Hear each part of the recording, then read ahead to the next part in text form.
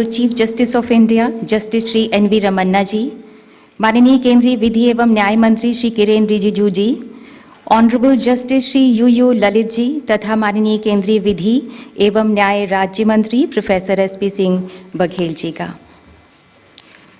लोकतंत्र की आधारशिला न्यायपालिका और लोक प्रतिनिधियों मुख्यमंत्रियों के इस सम्मेलन, इस संगम में आप सभी विद्वज्जनों का हृदय से अभिनंदन करते हैं। न्यायिक प्रक्रिया नागरिकों के अनुकूल हो, गरीबों की जरूरत के अनुरूप हो, सहज, सरल, सुगम, सुलभ और अविलंब न्याय की परिकल्पना फलीभूत हो। ये संकल्प हम सबका और भी मजबूत हो।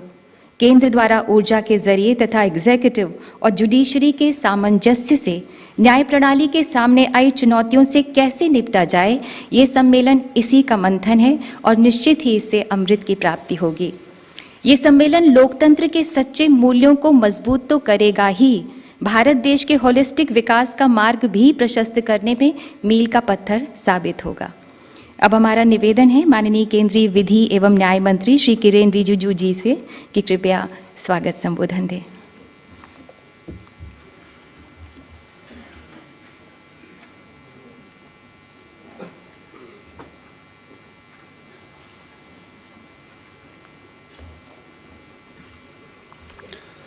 Namaskar.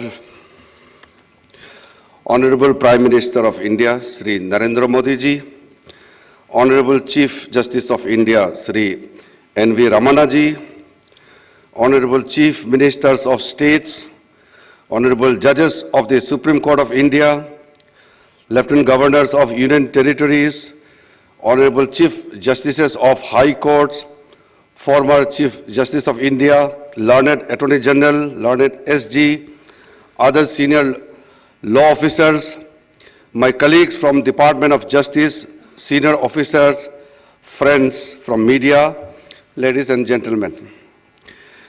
It is my honor and privilege to welcome Honorable Prime Minister to the joint conference of Chief Ministers of States and Chief Justices of High Courts, an event aimed to deliberate on ways to deliver timely, affordable and quality justice to the citizens of this country. We are grateful to you, sir, for sparing your valuable time for this event, and we look forward to your valuable guidance. I extend a hearty welcome to Honorable Chief Justice of India to this confluence of heads of executive and judiciary. With great pleasure, I extend a warm welcome to Honorable Chief Ministers of States, Honorable Judges of Supreme Court, Lieutenant Governors of UTs, Chief Justices of High Courts and other dignitaries. This august gathering here today is reflective of our collective commitment towards the guiding principles of this government, Sabka Saath, Sabka Vikas, Sabka Vishwas, Sabka Prayas. I am particularly energized by the presence of the Chief Ministers of the states and Chief Justices of High Courts in this conference.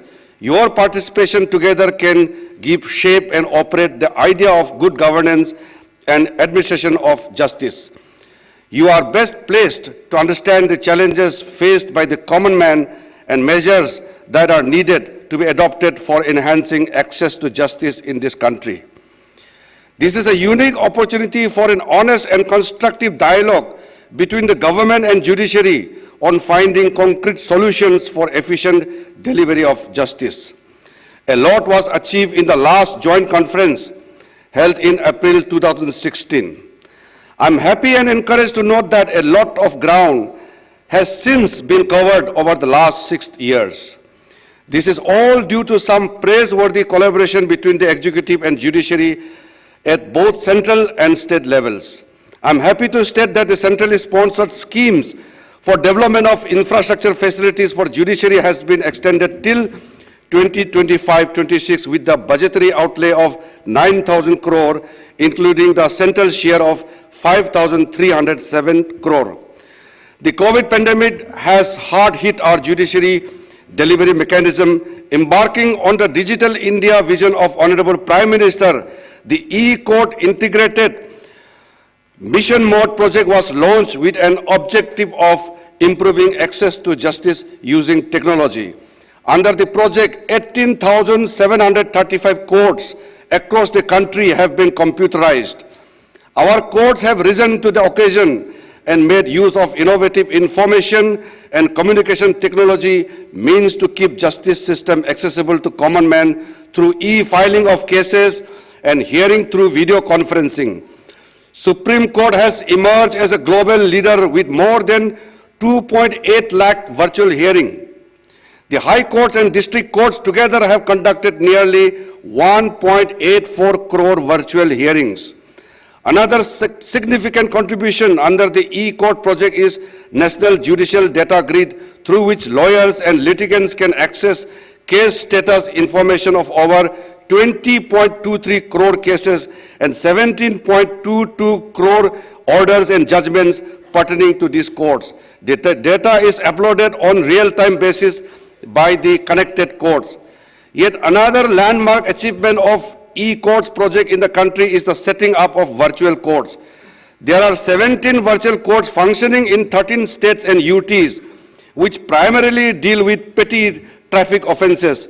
These courts have covered nearly 1.39 crore cases and realized 236.88 crore online fines. Besides being environmentally friendly, as cases are adjudicated in a paperless manner, it has led to saving of judicial manpower and added to the convenience of the citizens. An array of legislative and policy reforms have been launched to strengthen the enforcing contracts regime under the ease of doing business initiative of the government. For speedy resolution of commercial cases, the Commercial Courts Act 2015 was passed and again amended in 2018, which led to the establishment of dedicated commercial courts for the first time in Delhi, Mumbai, Kolkata, and Bengaluru, with dedicated infrastructure and exclusive judicial officers and staff. This has led to the focused attention on commercial disputes resolution and their speedy disposal. As part of the agenda of this meeting, it is proposed that in case more than 500 commercial disputes are pending, state governments may consider establishing one more dedicated commercial court for the same. In cases where the pendency is less than 500 commercial disputes, establishment of designated commercial courts may be considered to aid efficient and timely disposal of commercial cases. Emphasis has been made to promote alternative dispute resolution mechanism. The Mediation Bill 2021 is introduced in the Parliament, which is in furtherance of the endeavour of the government to provide parties to a dispute an efficacious remedy avoiding recourse to litigation. I take this opportunity to laud the efforts of NALSA in taking steps to introduce online filing of pre-institution mediation and organizing e-lok adalats, especially during pandemic. I particularly laud all the panel lawyers, paralegal volunteers under SLS, DLSS, and Taluka level state authorities for their outstanding contribution in spreading legal awareness and providing legal aid to citizens in remote corners of the country. I am very happy to inform that Department of Justice is entering into an agreement with NALSA with an aim to create a synergy between schemes, especially Telelaw and Nyay Bandhu. This agreement will facilitate expansion of telelaw services through trained lawyers in every district of the country. I request all the states and union territories to extend their wholehearted support in reaching the unreached. I would like to remind that in order to ensure free and fair delivery of justice, it is extremely important that court complexes work in a safe and sound environment. I request the state government to ensure adequate security to the judges and court complexes.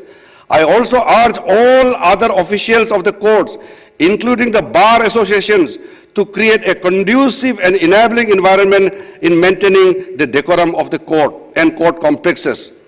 I am confident that under the able guidance of Honorable Prime Minister and Honorable Chief Justice of India, we will be able to uphold constitutional principles of justice, equality and fairness entrusted to us. I have been personally influenced deeply by the philosophy of integral humanism and the concept of Antyodaya, propounded by Pandit Deen Dayal Upadhyay, which means rise of the last person, which is also means justice to the last man standing. This brings me to the end of my welcome address, with strongly endorsing the view of the first Law Minister of India, Dr. B.R. Ambedkar, who said, justice is another name of liberty, equality and fraternity. Thank you very much. Jai Hind.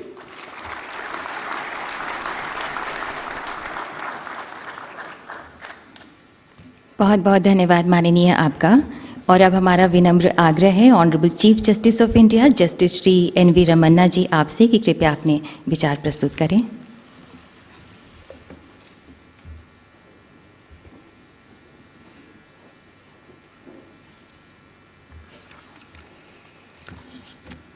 Honorable Prime Minister of India, Shri Narendra Modi ji, Honorable Union Minister for Law and Justice, Shri Kiran Rijiju ji, Brother Justice U.V. Lalit, Shri S.P. Singh Baghela, Minister for State for Law and Justice, Chief Ministers and Ministers from different states, Brother and Sister Judges of the Supreme Court, Shri K.K. Venugopal, Learned Attorney General, Chief Justice of different High Courts, Lieutenant Governors, Judges of High Courts, Chairpersons of the Tribunals, Land Solicitor General, Additional Solicitor General, Law Officers, Judicial Officers, Media Persons, other distinguished guests, ladies and gentlemen, Namaskar. I am very happy to be taking part in the 11th Joint Conference of Chief Ministers and Chief Justices for two reasons. Firstly, because we are meeting after 6 long years. Secondly, among us, the public representatives, this is an opportunity for us to learn from your rich experience, knowledge and wisdom that you have acquired in public life.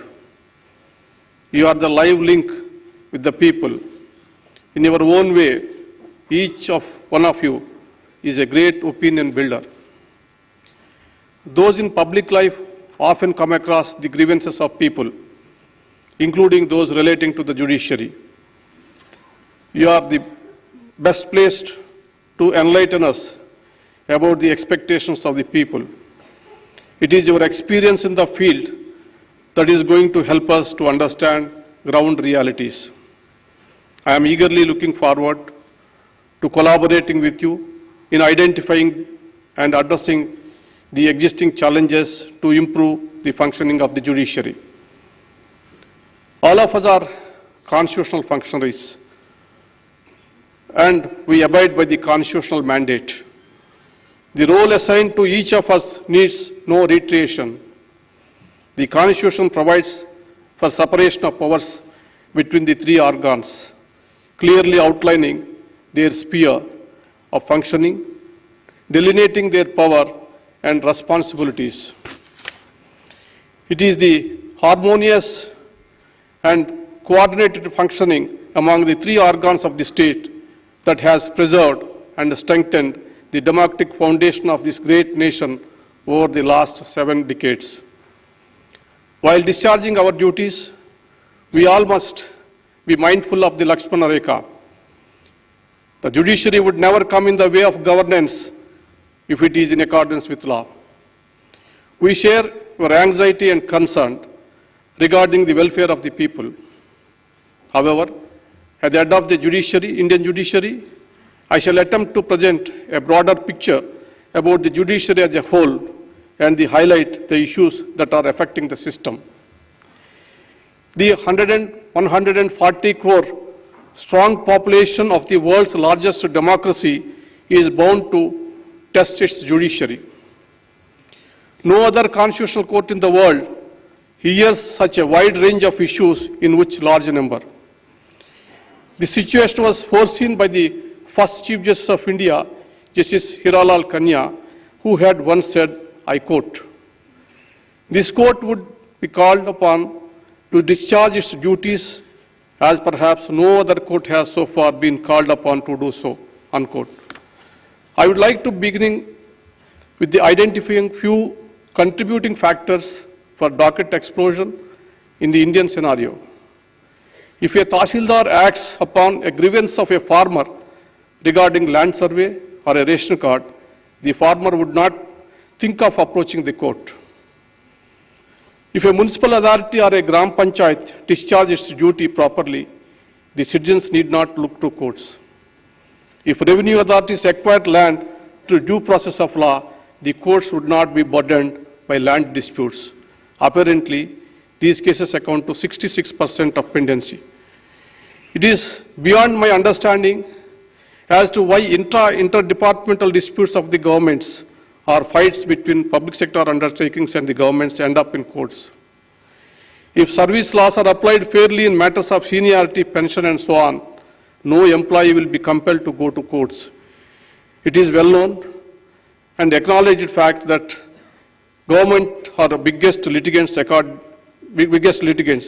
to the statistics. It is nearly 50% of the cases. If police investigates properly, fairly, if illegal arrests and custodial torture comes to an end, then no victim will have to approach the courts. Abiding by law and constitution is the key to good governance. However, this is often ignored. The opinions of law departments are not sought in the rush to implement executive decisions. Lack of people, special public prosecutors and standing counsels and the government leaders in courts is one of the major concerns which needs urgent remedy. The decisions of the court are not implemented by governments for years together. The resultant contempt petitions are a new category of burden on the courts, which is a direct result of defiance by governments. Deliberate inaction by the governments, despite judicial pronouncements, are not good for the health of democracy.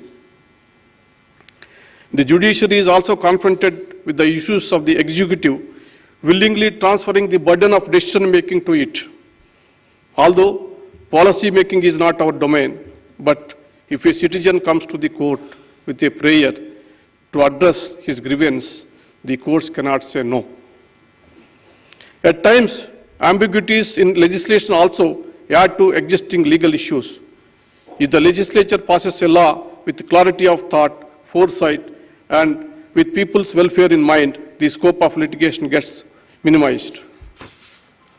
The legislature is expected to solicit the views of the public and debate the bills clause by clause, threadbare, before enacting a law.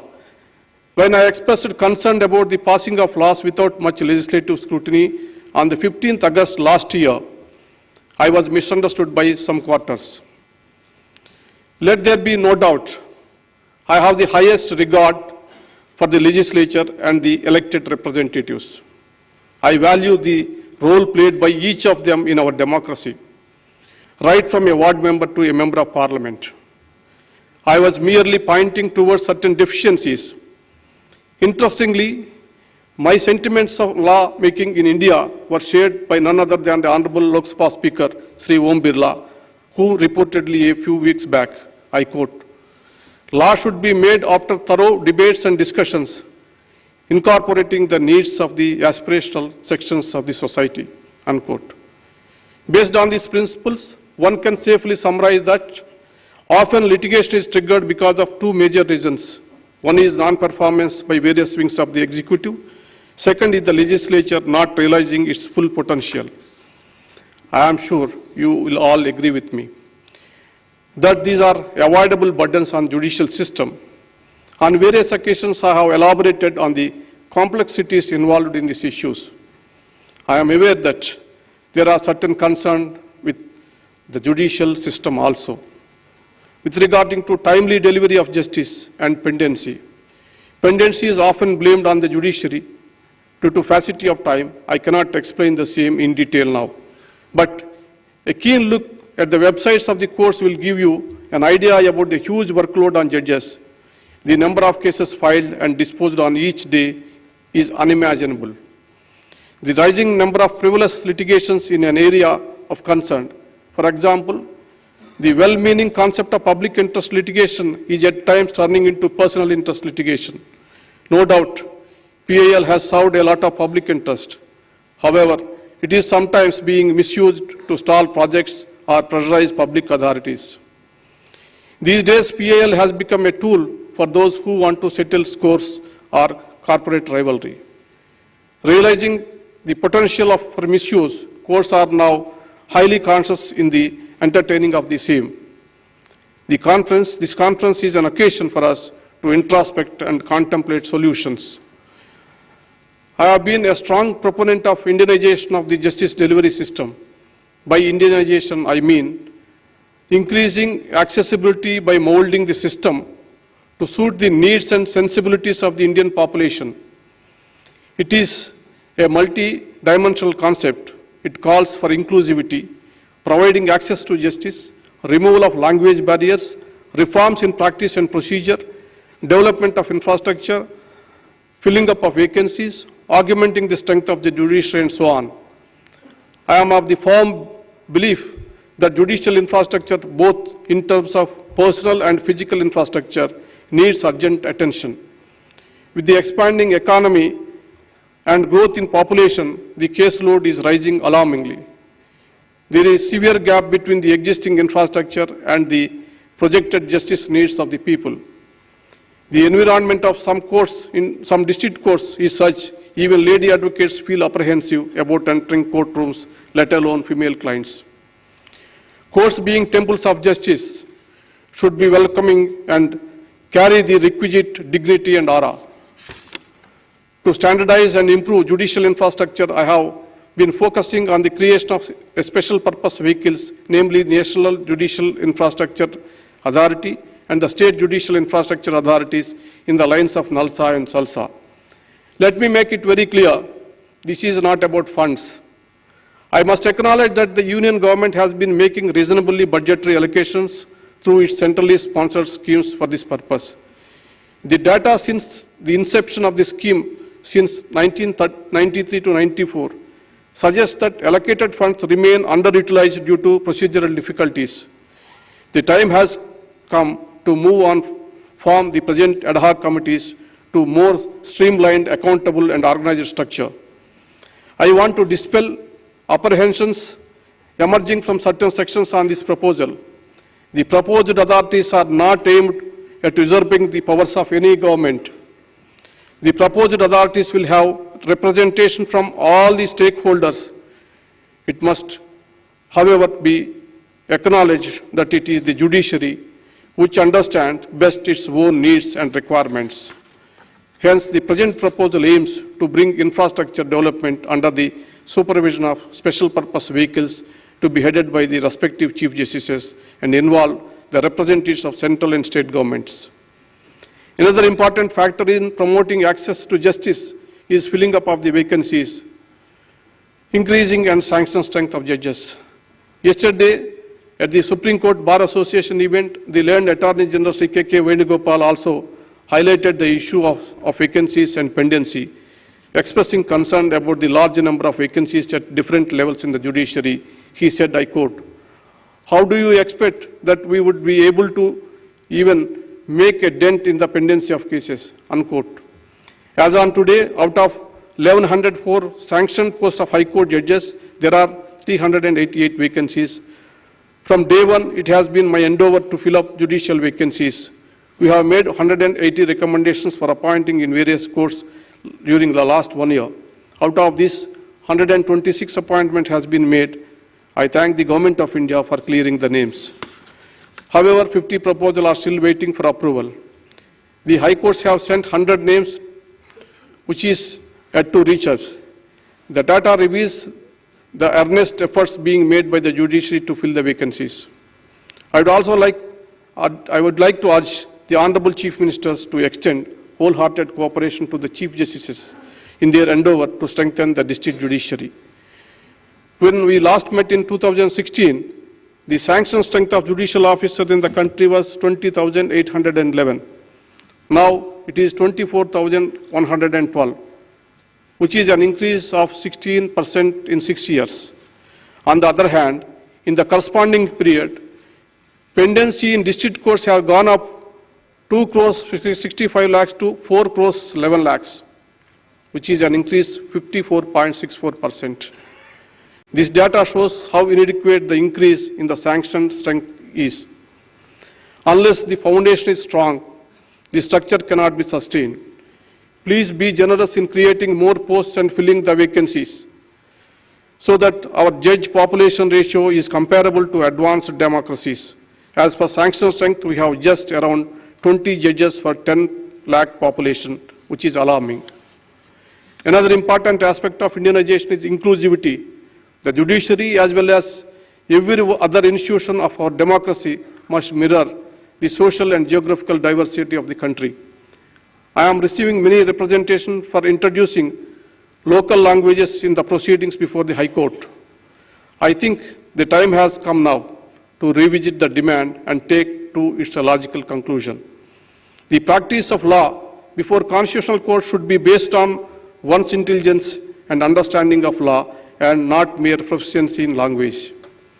The concept of access to justice in India is much broader than simply providing lawyers for representation before courts. I am proud to state that India has one of the best free legal aid services in the entire world. Under the able leadership of Brothers Justice Lalit, legal service authorities are doing tremendous job. I thank the Government of India and other state governments providing active support in this area. Brother Justice Kanvilkar is contributing immensely, strengthening the Supreme Court legal service by deploying modern technology. Brother Justice Chandrachud is adding huge value to the e-courts project. His efforts will ultimately lead to much needed modernization of the Indian judiciary. Brother Justice L. Nageswara heading a committee of artificial intelligence, whose work I believe is going to revolutionize the way the judiciary functions. I thank each one of them. Honorable Chief Ministers and Chief Justices, all that I can say is that it is the active collaboration based on our collective wisdom that can take us forward. Please remember, it is only the judicial process that is adversarial, not the judges or their judgments. We are merely discharging our constitutionally assigned role. Judgments are meant for delivering justice and should be seen as such. Let us work together for fulfilling the constitutional mandate. As Aristotle once said, law should govern and those in power should be servants of the law. I am sure the thoughts and concerns that you are going to share in this conference today will be placed before the Government of India. I am confident that the points which are actionable at the level of Government of India will receive deserving attention.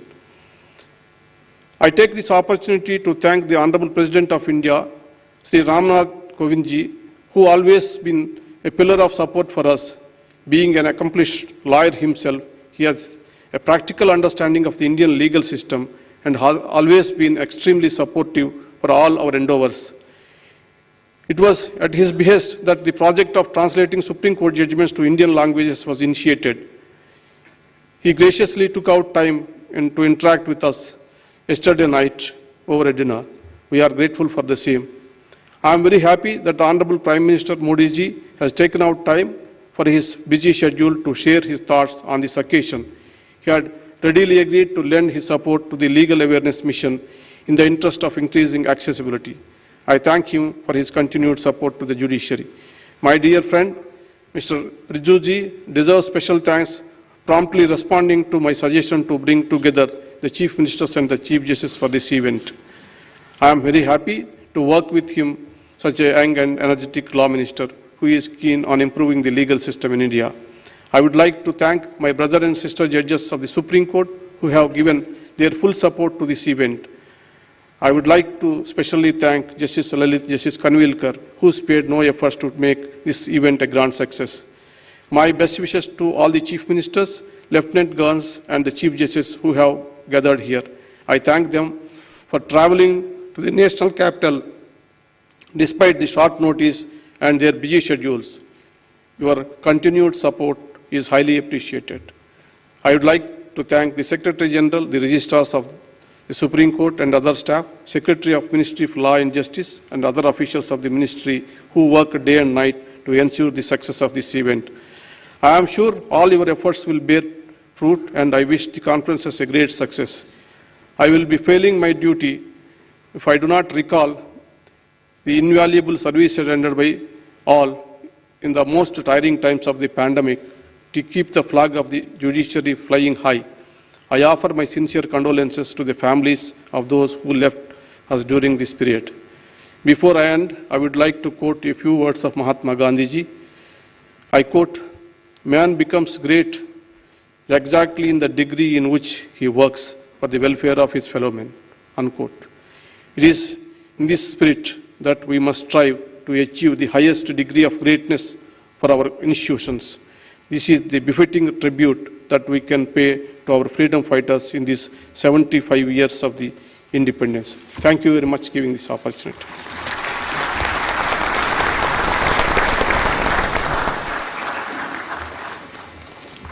बहुत बहुत धन्यवाद माननीय आपका। माननीय प्रधानमंत्री जी के गौरवशाली नेतृत्व में न्यू इंडिया नागरिकों की आकांक्षाओं का भारत बना रहा है। सबका साथ, सबका विकास, सबका विश्वास, सबका प्रयास अब सबका उत्साह बनता जा रहा है। लोकतंत्र के मंदिर में सर झुकाने वाले माननीय प्रधानमंत्री जी न्याय सबके लिए के प्रति हृदय से समर्पित हैं और पंक्ति में खड़े आखिरी व्यक्ति के लिए भी फिक्रमंद हैं। माननीय प्रधानमंत्री जी से हमारी विनम्र अनुनय है कि कृपया हम सबका मार्गदर्शन करें।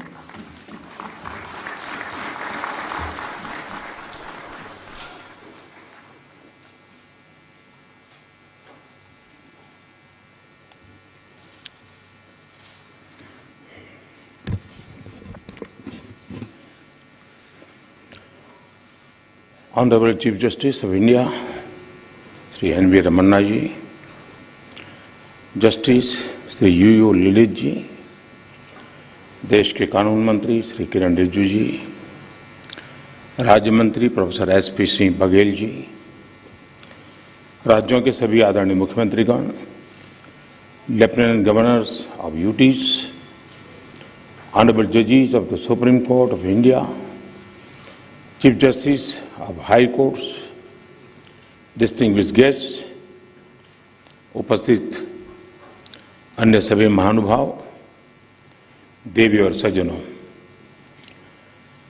राज्य के मुख्यमंत्रियों और हाई कोर्ट के मुख्य न्यायाधीशों की ये जॉइंट कॉन्फ्रेंस हमारी संवैधानिक खूबसूरती का सजीव चित्रण है। मुझे खुशी है कि इस अवसर पर मुझे भी आप सबके बीच कुछ पल बिताने का अवसर मिला है। हमारे देश में जहां एक और जुडिशरी की भूमिका संविधान संरक्षक की है, वहीं लेजिस्लेचर नागरिकों की आकांक्षाओं का प्रतिनिधित्व करता है। मुझे विश्वास है कि संविधान की इन दो धाराओं का ये संगम, ये संतुलन देश में प्रभावी और समयबद्ध न्याय व्यवस्था का रोडमैप तैयार करेगा। मैं आप सभी को इस आयोजन के लिए हृदय से शुभकामनाएं देता हूं। साथियों, मुख्यमंत्रियों और मुख्य न्यायाधीशों की ज्वाइंट कॉन्फ्रेंस पहले भी होती आई है और उनसे हमेशा देश के लिए कुछ न कुछ नए विचार भी निकले हैं।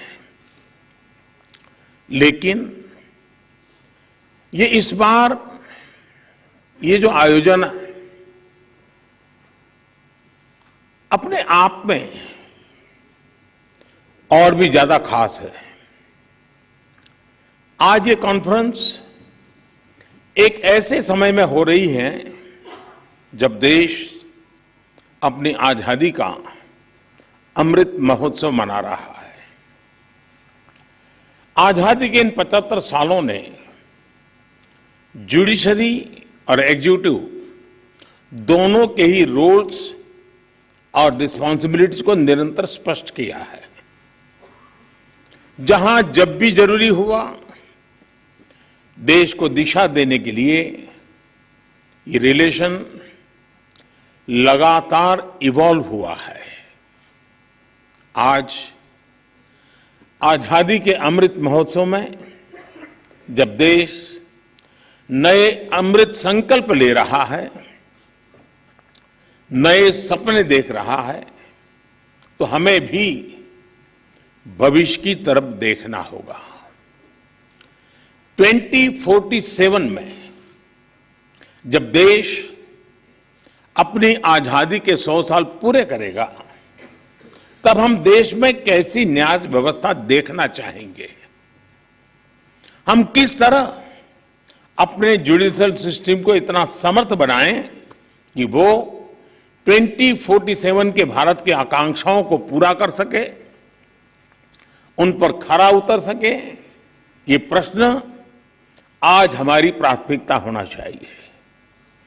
अमृत काल में हमारा विजन एक ऐसी न्याय व्यवस्था का होना चाहिए जिसमें न्याय सुलभ हो, न्याय त्वरित हो और न्याय सबके लिए हो। साथियों, देश में न्याय की देरी को कम करने के लिए सरकार अपने स्तर से हर संभव प्रयास कर रही है। हम जुडिशियल स्ट्रेंथ को बढ़ाने के लिए प्रयास कर रहे हैं। जुडिशियल इंफ्रास्ट्रक्चर को बेहतर करने की कोशिश चल रही है। केस मैनेजमेंट के लिए आईसीटी के इस्तेमाल की शुरुआत भी की गई है। सबऑर्डिनेट कोर्ट्स और डिस्ट्रिक्ट कोर्ट से लेकर हाई कोर्ट तक वैकेंसीज को भरने के लिए भी प्रयास हो रहे हैं। साथ ही जुडिशियल इंफ्रास्ट्रक्चर को मजबूत करने के लिए भी देश में व्यापक काम हो रहा है। इसमें राज्यों की भी बहुत बड़ी भूमिका है। साथियों, आज पूरी दुनिया में नागरिकों के अधिकार के लिए, उनके सशक्तिकरण के लिए टेक्नोलॉजी एक इंपॉर्टेंट टूल बन चुकी है। हमारे जुडिशियल सिस्टम में भी टेक्नोलॉजी की संभावनाओं से आप सब परिचित हैं। हमारे ऑनरेबल जजेस समय समय पर इस विषय में विमर्श को आगे भी बढ़ाते रहे हैं। भारत सरकार भी जुडिशियल सिस्टम में टेक्नोलॉजी की संभावनाओं को डिजिटल इंडिया मिशन का एक जरूरी हिस्सा मानती है। उदाहरण के तौर पर ई कोर्ट्स प्रोजेक्ट को आज मिशन मोड में इंप्लीमेंट किया जा रहा है।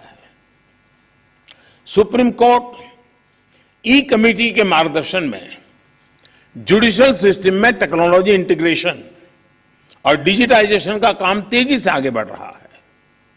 मैं यहां उपस्थित सभी मुख्यमंत्रियों और हाईकोर्ट के सभी चीफ जस्टिस से भी आग्रह करूंगा कि इस अभियान को विशेष महत्व दें, इसे आगे बढ़ाएं। डिजिटल इंडिया के साथ जुडिशरी का ये इंटीग्रेशन आज देश के सामान्य मानवी की अपेक्षा भी बन गई है। आप देखिए, आज कुछ साल पहले डिजिटल ट्रांजैक्शन को हमारे देश के लिए असंभव माना जाता था।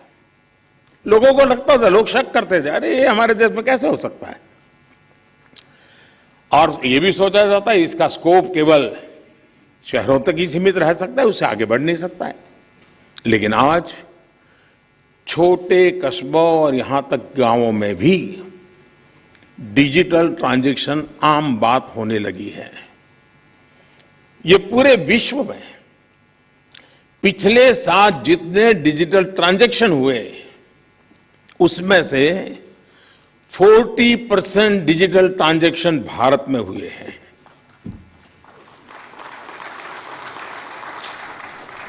सरकार से जुड़ी वो सेवाएं जिनके लिए पहले नागरिकों को महीनों ऑफिसेज के चक्कर काटने पड़ते थे, वो अब मोबाइल पर अवेलेबल हो रही है। ऐसे में स्वाभाविक है, जिस नागरिक को सेवाएं और सुविधाएं ऑनलाइन उपलब्ध हो रही हैं, वो न्याय के अधिकार को लेकर भी वैसे ही अपेक्षाएं करेगा।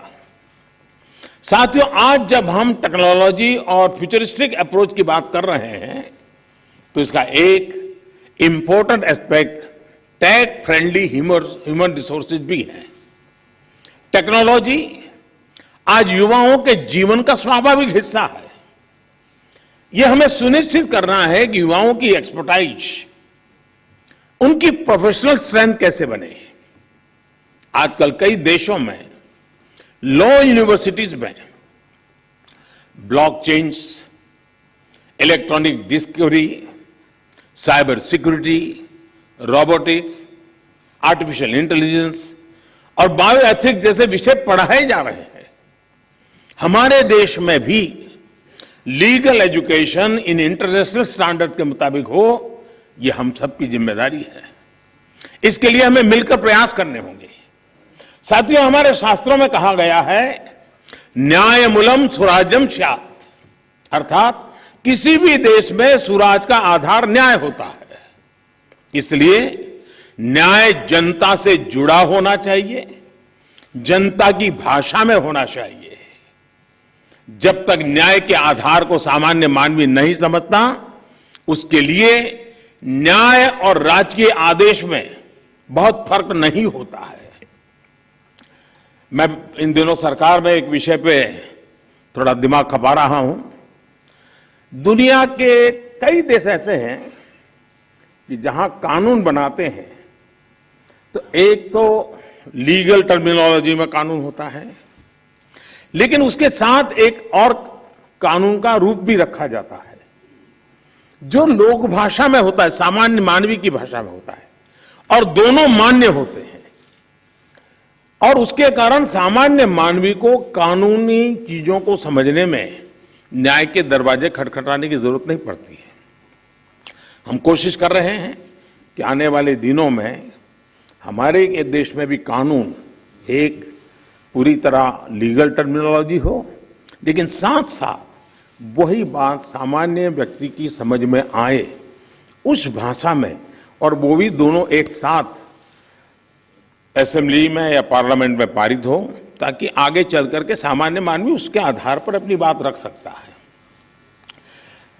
दुनिया के कई देशों में ये परंपरा है।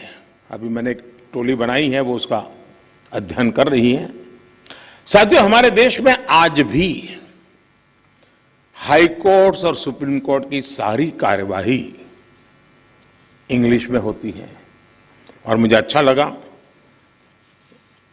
सीजेआई ने स्वयं ने इस विषय को स्पर्श किया। तो कल अखबारों को पॉजिटिव खबर का अवसर तो मिलेगा अगर उठा ले तो।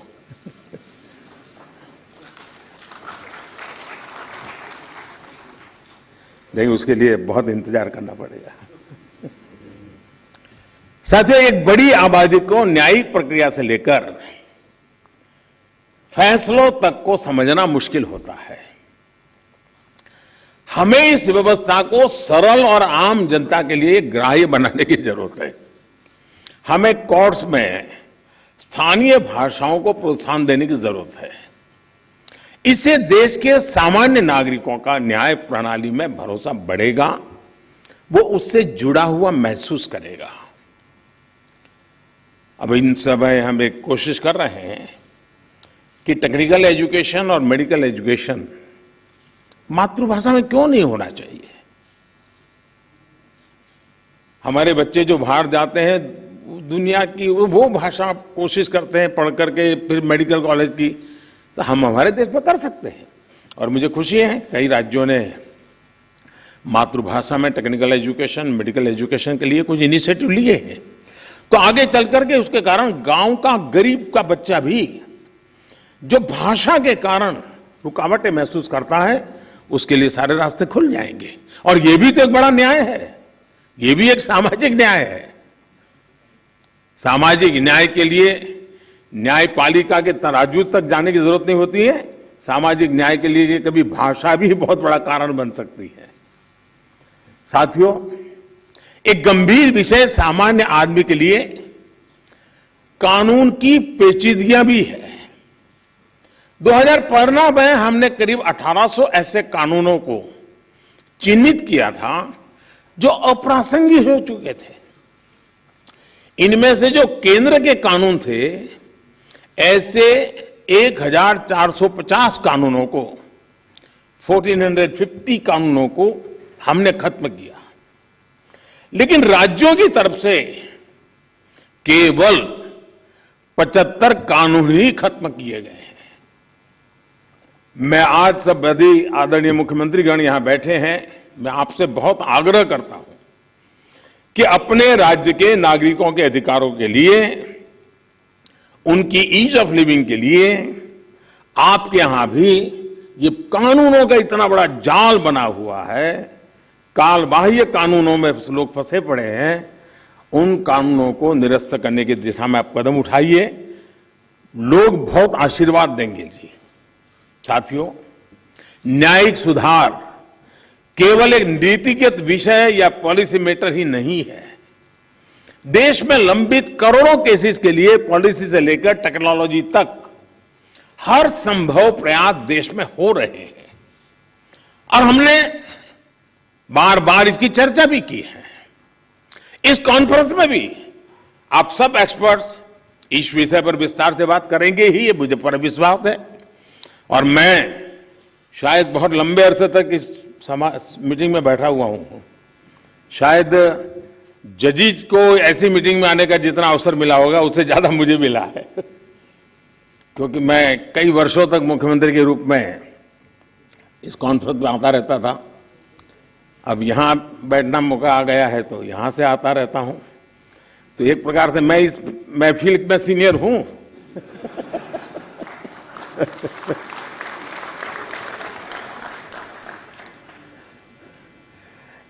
साथियों, इस विषय में जब मैं बात कर रहा था तो मैं मानता हूं कि इन सारे कामों में मानवीय संवेदनाएं जुड़ी हुई है। मानवीय संवेदनाओं को भी हमें केंद्र में रखना ही होगा।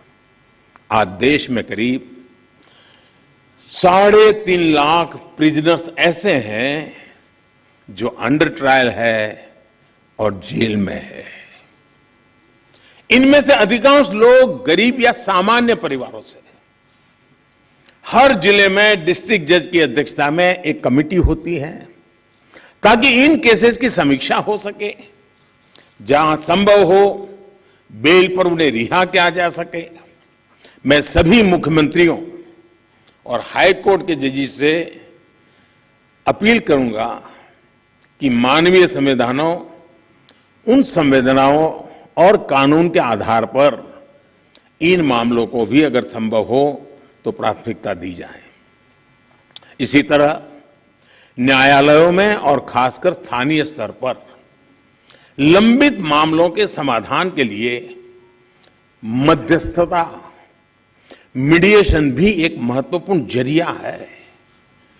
हमारे समाज में तो मध्यस्थता के जरिए विवादों के समाधान की हजारों साल पुरानी परंपरा है। आपसी सहमति और परस्पर भागीदारी, ये न्याय की अपनी एक अलग मानवीय अवधारणा है। अगर हम देखें तो हमारे समाज का वो स्वभाव कहीं ना कहीं अभी भी बना हुआ है। हमने हमारी उन परंपराओं को खोया नहीं है। हमें इस लोकतांत्रिक व्यवस्था को मजबूत बनाने की जरूरत है। और जैसे चीफ साहब ने ललित जी की तारीफ की, मैं भी करना चाहूंगा। उन्होंने पूरे देश में भ्रमण किया, हर राज्य में गए इस काम के लिए, और सबसे बड़ी बात है कोरोना काल में गए। साथियों, मामलों का कम समय में समाधान भी होता है, न्यायालयों का बोझ भी कम होता है और सोशल फैब्रिक भी सुरक्षित रहता है। हमने इसी सोच के साथ संसद में मीडिएशन बिल को भी एक अम्ब्रेला लेजिस्लेशन के रूप में भी पेश किया है। अपनी रीच लीगल एक्सपर्टाइज के साथ हम मीडिएशन से सॉल्यूशन की विधा में ग्लोबल लीडर बन सकते हैं। हम पूरी दुनिया के सामने एक मॉडल पेश कर सकते हैं। मुझे पूरा भरोसा है कि प्राचीन मानवीय मूल्यों और आधुनिक अप्रोच के साथ इस कॉन्फ्रेंस में ऐसे सभी विषयों पर आप सब विद्वज्जन विस्तार से चर्चा करके, मंथन करके उस अमृत को लाओगे जो शायद आने वाली पीढ़ियों तक काम आएगा। इस कॉन्फ्रेंस में जो नए आइडियाज निकलेंगे, जो नए निष्कर्ष निकलेंगे, वो नए भारत की आकांक्षाओं को पूरा करने का माध्यम बनेंगे। इसी विश्वास के साथ मैं फिर एक बार आप सबके मार्गदर्शन के लिए मैं आपका आभारी हूं और मैं सरकार की तरफ से ये विश्वास दिलाता हूं कि देश के न्याय व्यवस्था के लिए सरकारों ने जो करना होगा, चाहे राज्य सरकार हो, केंद्र सरकार हो, वो भरसक प्रयास करेगी ताकि हम सब मिलकर के देश के कोटि कोटि नागरिकों की आशा अपेक्षाओं को पूर्ण कर सके और 2047 में देश जब आजादी के 100 साल मनाए तब हम न्याय के क्षेत्र में भी और अधिक गौरव के साथ, और अधिक सम्मान के साथ, और अधिक संतोष के साथ आगे बढ़े। यही मेरी बहुत बहुत शुभकामना है। बहुत बहुत धन्यवाद।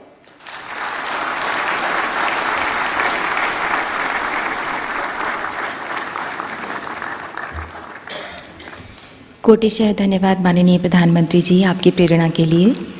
और अब हमारा अनुरोध है माननीय केंद्रीय विधि एवं न्याय राज्य मंत्री प्रोफेसर SP सिंह बघेल जी से कि कृपया आभार प्रकट करें।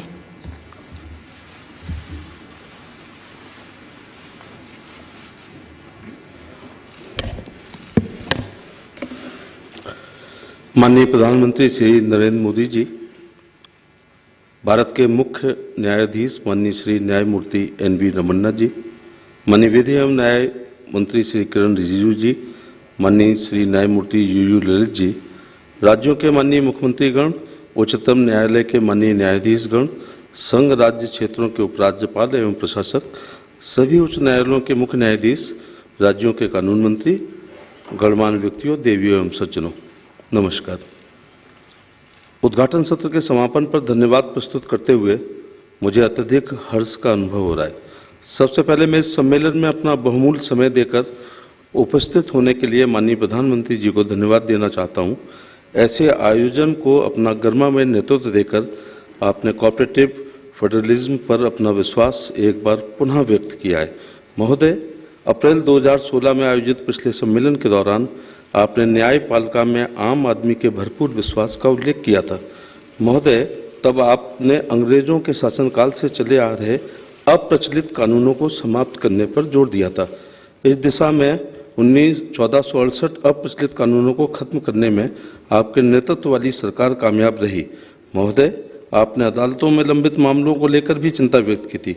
यद्यपि लंबित मामले खत्म नहीं हुए हैं, तथा केंद्र सरकार, राज्य सरकारें एवं न्यायपालिका एक साथ मिलकर इसके लिए काम कर रही हैं और आज के तकनीकी सत्रों में इस मुद्दे पर सकारात्मक चर्चा होगी, ऐसा मेरा विश्वास है। आपके नेतृत्व में परिकल्पना की गई डिजिटल इंडिया ने सूचना प्रौद्योगिकी के क्षेत्र में अभूतपूर्व क्रांति लाने का काम किया है। मुझे विश्वास है कि सूचना एवं संचार प्रौद्योगिकी तथा कृत्रिम बुद्धिमत्ता का प्रयोग करके इस गंभीर समस्या का भी समाधान निकालने में आज न्यायपालिका और कार्यपालिका के यहाँ उपस्थित विद्युत जन सक्षम होंगे। 6 वर्ष के लंबे अंतराल के बाद इस साल फिर से इस समारोह को आयोजित कराने में माननीय मुख्य न्यायाधीश की भूमिका अत्यधिक महत्वपूर्ण रही है। मैं उनके मार्गदर्शन के लिए आभारी हूँ, उन्हें कोटिश धन्यवाद देता हूँ। माननीय विधि एवं न्याय मंत्री इस कार्यक्रम के आयोजन का प्रेरणा स्रोत रहे हैं। उन्होंने समय समय पर सम्मेलन की तैयारी से जुड़े सभी मुद्दों पर बारीकी से चर्चा की है और इस सम्मेलन से एक सफल निष्कर्ष प्राप्त हो, इसके लिए हमें लगातार प्रेरित करते रहे हैं। मैं माननीय विधि एवं न्याय मंत्री जी को उनके मार्गदर्शन के लिए धन्यवाद देता हूँ। आज देश के विभिन्न राज्यों के मुख्यमंत्री जी, मंत्रीगण, संघ राज्य क्षेत्रों के उपराज्यपाल एवं प्रशासक इस सभागार में उपस्थित हैं, जो अपनी अत्यधिक व्यस्तता के बावजूद भी इस कार्यक्रम में भाग लेने आए हैं।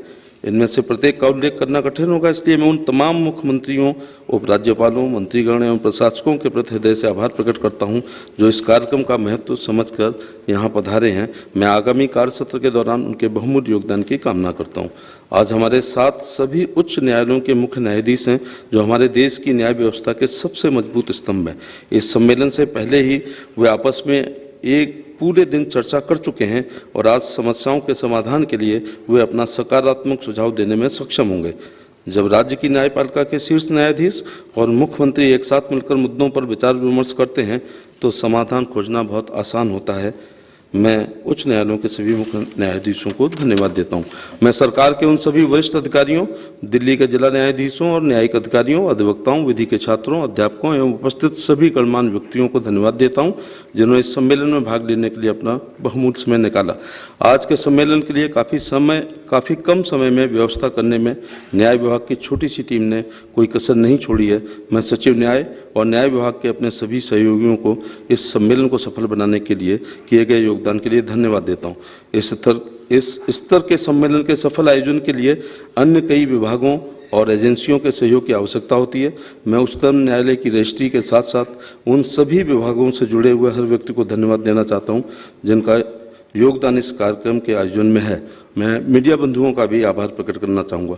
अंत में मैं सभागार में उपस्थित अन्य सभी गणमान्य व्यक्तियों को धन्यवाद देता हूँ और इस विश्वास के साथ आपसे आज्ञा चाहता हूँ कि आज आयोजित किए जा रहे दोनों तकनीकी सत्रों में समस्याओं पर ऐसा विचार मंथन हो जिससे देश की न्याय प्रणाली में क्रांति आए और हमारे नागरिकों के लिए पहले से कहीं अधिक त्वरित एवं पारदर्शी न्याय सुनिश्चित हो।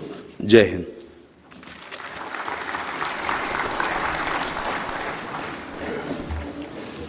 धन्यवाद माननीय राज्य मंत्री जी। बहुत बहुत धन्यवाद माननीय प्रधानमंत्री जी। हम आपके हृदय से आभारी हैं आपकी गरिमामय उपस्थिति के लिए। मंचासीन सभी गणमान्य सम्मानित